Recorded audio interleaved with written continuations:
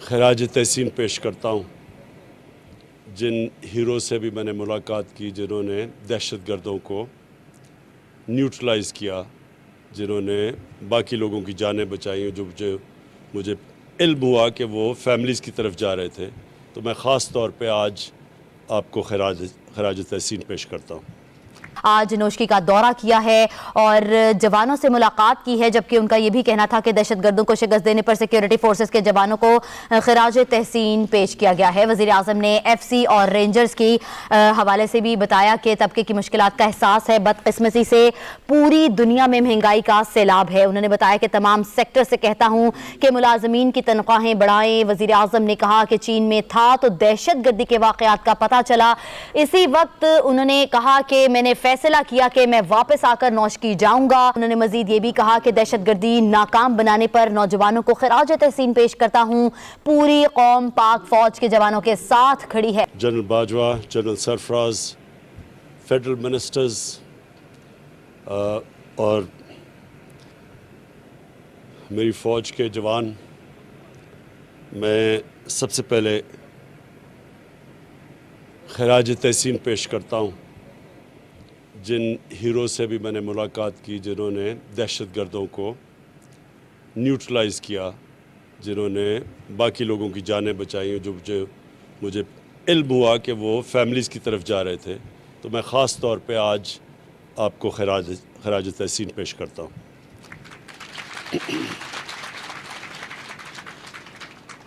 मैं आज ख़ास नोशकी इसलिए आया हूँ कि मैं अपनी पाकिस्तान की फ़ौज के जवानों को एक पैगाम देना चाहता हूँ कि सारी कौम आपके साथ खड़ी है।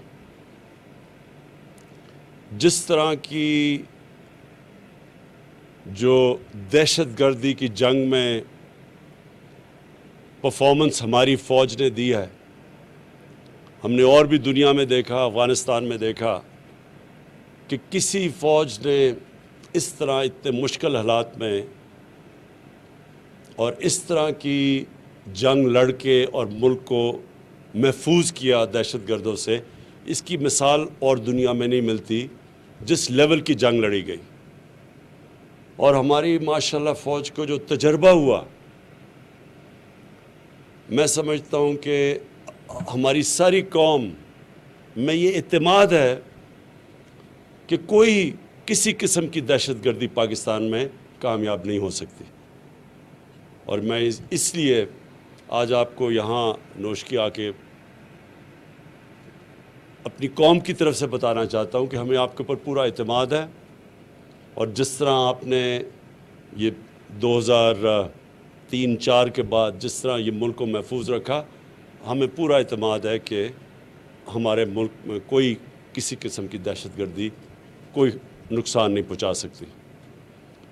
मैं आज इसलिए भी आया हूँ कि अपनी एफसी को मैं आज ये पैगाम दूं कि हमने आपकी और रेंजर्स की तनख्वाहों में 15% हमने अब इजाफ़ा किया।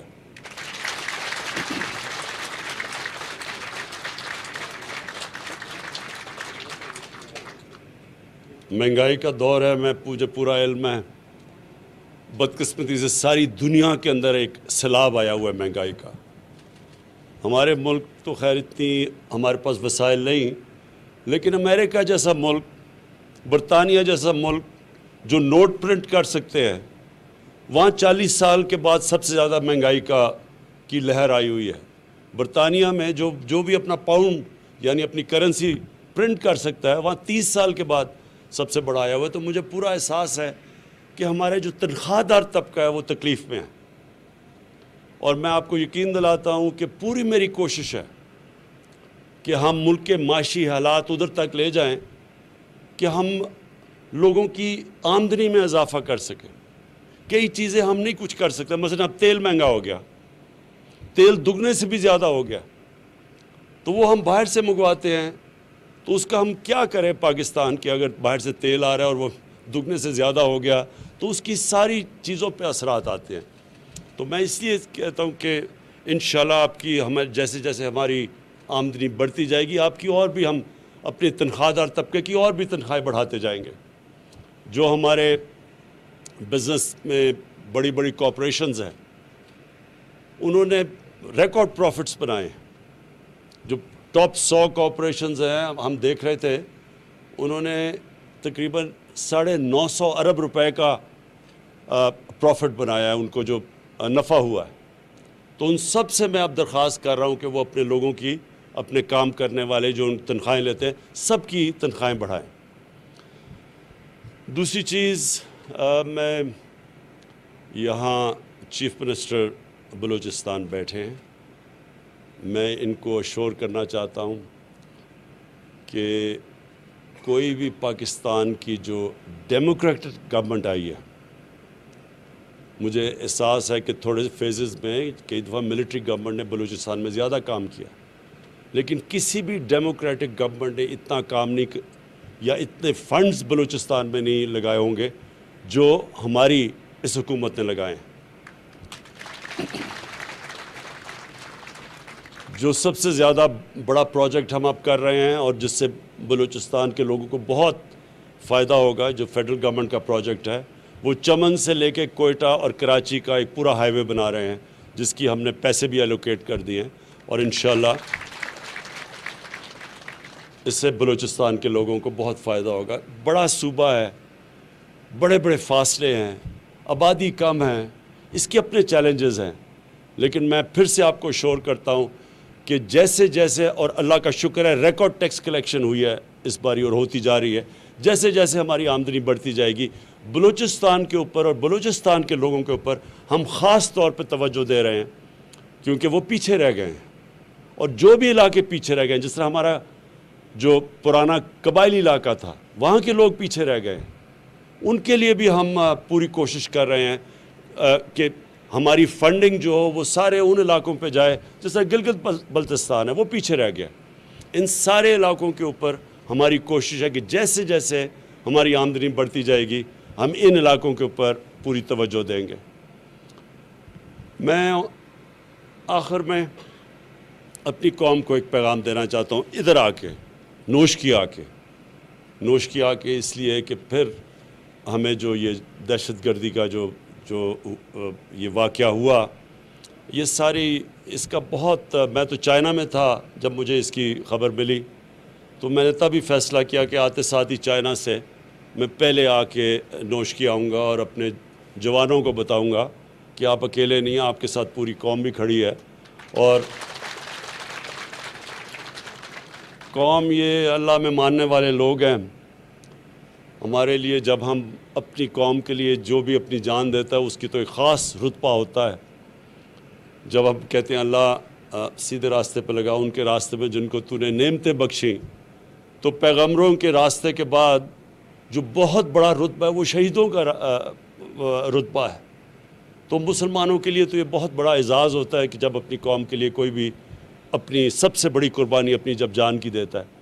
لیکن یہ بھی آپ کو احساس ہونا چاہیے کہ قوم بھی آپ کے ساتھ کھڑی ہے. اور سارے لوگوں نے مجھے جب ادھر بھی تھا مجھے میسیجز ایک دم آئیں کہ کس طرح دلیری سے دہشت گردی کا مقابلہ کیا. اور میں چیف منسٹر صاحب آپ کو بھی یہ کہنا چاہتا ہوں کہ ہم انشاءاللہ یہاں ڈیولپمنٹ اتنی کر دیں گے بلوچستان میں آنے والے دنوں میں کہ یہ جو لوگ اس کو استعمال کرتے ہیں, اور ہم سب کو پتہ ہے کہ یہ خود نہیں کر رہے, ان کے پیچھے باہر وہ قوتیں ہیں جو چاہتی ہیں کہ پاکستان کے ٹکڑے ہوں, تو یہ پیچھے سے بھی فنڈنگ ہے اس کے لیے. تو انشاءاللہ ہم ان کے اپنے بلوچستان کی عوام کے لیے وہ کام کر جائیں گے کہ یہ جو بھی کوشش ان کی جو ہے کہ لوگوں کو اکسائیں اور ان کو حکومت کے خلاف اور اپنی سیکیورٹی فورسز کے خلاف کھڑے کریں, انشاءاللہ وہ کام اتنا ہو جائے گا کہ ان دہشت گردوں کی کوئی بات نہیں سنے گا, نہ ہی یہ جو باہر ہمارے دشمن بیٹھے ہوئے ہیں ملک کے اندر انتشار پھیلانے کے لیے, ان کے لیے بھی کوئی سننے والی ان کی بات نہیں ہوگا. میں ابھی چائنا سے آیا اور میں آخری بات کہتا ہوں کہ جو سی پیک ہے, سی پیک کا جو پہلا دور تھا وہ تو سیدھا تھا کنیکٹیوٹی کہ سڑک بنے اور پاور سٹیشنز تھے. اب جو ہم ان سے سمجھوتا کر کے آئے ہیں और इस तरह प्रेसिडेंट शी ने ख़ुद इसके ऊपर पूरी तरह हमें एश्योरिटी दी है कि जो अगला फेज़ है उसमें सबसे ज़्यादा बलूचिस्तान को अब फ़ायदा होगा, क्योंकि अब वो फेज़ है इंडस्ट्रियलाइजेशन का। मुल्क की दौलत में इजाफा तब होता है जब इंडस्ट्रियलाइजेशन हो। अभी तक पाकिस्तान में आज से 50 साल पहले जो बड़ी तेज़ी से इंडस्ट्रियलाइज हो रहा था पाकिस्तान, बदकिस्मती से वो पीछे रह गए, हम ट्रेडिंग मुल्क बन गया। अब जो इंडस्ट्रियलाइजेशन की तरफ हम जा रहे हैं, स्पेशल इकोनॉमिक जोन्स, अब ये जो अगला फेज़ सीपैक का है वो इंडस्ट्रियलाइजेशन का है। वो जो दुनिया टेक्नोलॉजी की तरफ, इंफॉर्मेशन टेक्नोलॉजी की तरफ तेज़ी से आगे जा रही है, अब वो इंफॉर्मेशन टेक्नोलॉजी का है। और फिर जो चाइना हमारी पूरी मदद कर रहा है अब ज़राअत के अंदर, एग्रीकल्चर के अंदर, अगर जो प्रोडक्टिविटी यानी जो वो पैदावार लेते हैं अपने मुल्क में, अगर हम अब ये सोचें कि वो 2-2, 3-3 गुना ज़्यादा उनकी पैदावार होती है, हम अगर अपनी पैदावार आधी भी बढ़ा दें तो आप ये सोचें कि पाकिस्तान अनाज एक्सपोर्ट करने वाला मुल्क बन जाएगा। तो वो अब हम उस फेज़ पे चले गए हैं कि वो अब हम सीपेक जो फ़ेज़ 2 है, इसमें technology transfer, information technology, industrialisation और सबसे बड़ी बात जो ज़राअत, जिसके ऊपर हमारा अक्सरियत हमारे मुल्क रहती है, तो अब इसके ऊपर हम इसकी प्रोडक्टिविटी बढ़ाने के लिए अब हमारे वो सीपेक फ़ेज़ 2 के ऊपर हम चले गए। मैं फिर से अपने जवानों को आपकी जो दिलेरी है, जो मेरे वो 4 हीरो खड़े हुए हैं, उनको अपनी सारी कौम की तरफ से फिर से खराज तहसीन पेश करता हूँ।